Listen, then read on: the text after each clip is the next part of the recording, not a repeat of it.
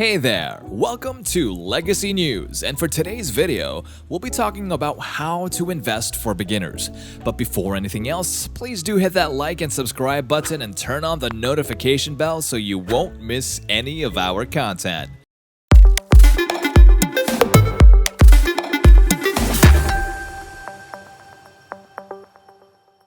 Now let's get started.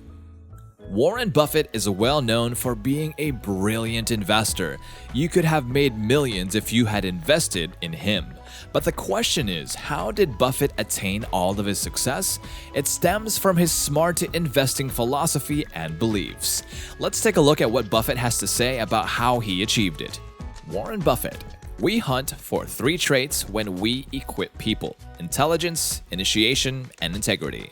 If they are underqualified, it will definitely pull you down. You're going to equip someone weak. You want them to work willingly, although for most chances you don't want to be hyperactive, so it also mirrors how investors are observed as they behave. They hype up about the market, leaning back to where they came from, stating how much they earned money and how they are willing to continue doing so. So there are times people get stubborn and they are missing out on big-time opportunities. What investors do is they lean a bit, seeing a lot of money that has been stacked for the past year or so. They keep thrusting the prices when it's time and they peak once more, eyeing no money has been constructed then. When it's time to peep again and no money has been built, they'll say that what they're investing in is just downright bad and they don't care about the business anymore. It's just amazing how it provides a great opportunity.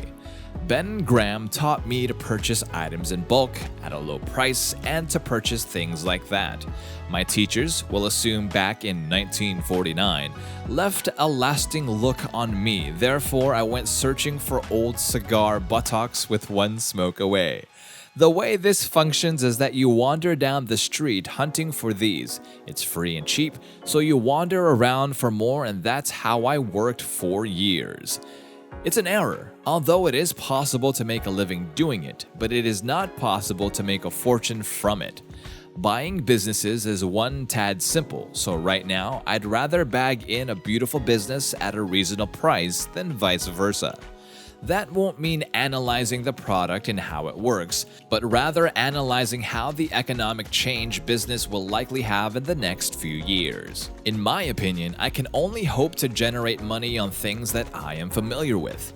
The importance of the Wrigley brand, for example, is well known. I am aware of the economic impact. The internet will have no effect on in a few years when it comes to chewing gum, and above all, they are unable to change the gum they'll be chewing. If you have branches of products and you are under the chewing gum business in the next couple of years, you will be staying around. What data Wrigley will provide is impossible to forecast, but attempting to do so would be exceedingly inaccurate.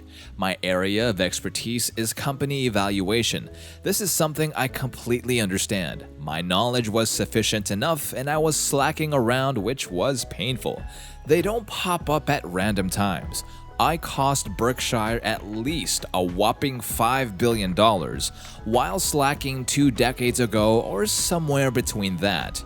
Fannie was concerned we were on a dead end and needed to purchase the entire firm for nothing, not even a dust of it, and I was careless whether it was Microsoft, because I am an expert at this field. Therefore, I have no basis to suppose that I am entitled to earn from Microsoft, cocoa beans, or any other source of income or profit.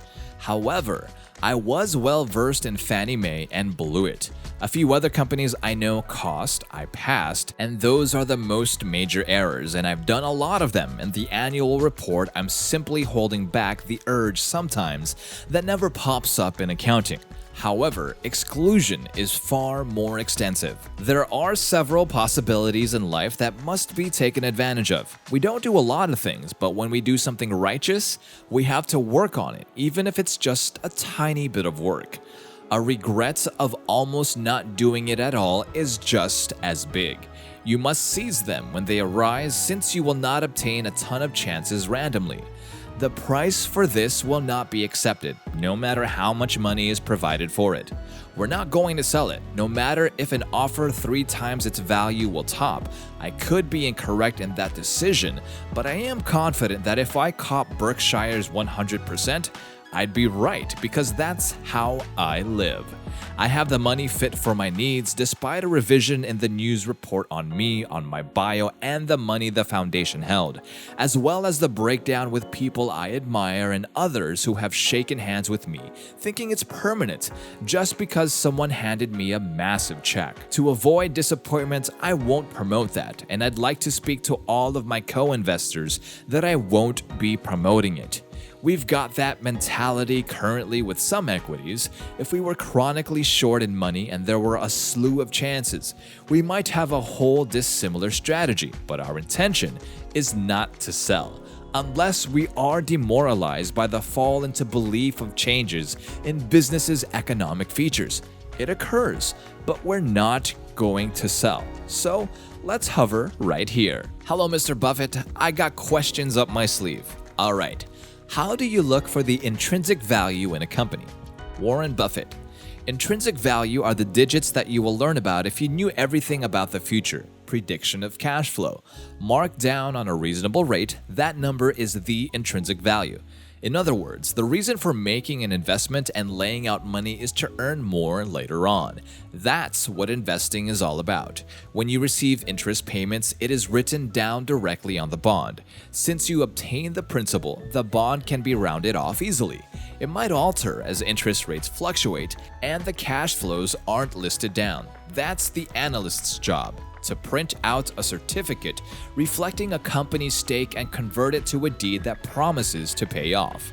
When we purchase new gear, it shows up as well in massive corporations like Coca-Cola, which sells in the billions. If you had that on your palms right now, I definitely believe you won't be sitting here with me, but I will be sitting in with you listening to what you have to say about it. So, would you plan ahead of time and see what that stated company will deliver?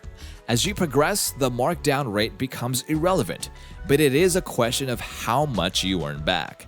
Analysts take this as a recommendation or what the volume is, how it lays out on the chart, and that's enough references you need. If you snap up a financial asset, this is a fact. With confidence, you're betting your funds in order to receive more later. That's my way to observe it on when and what is your likeness, whether we're taking the entire company or just a block of it.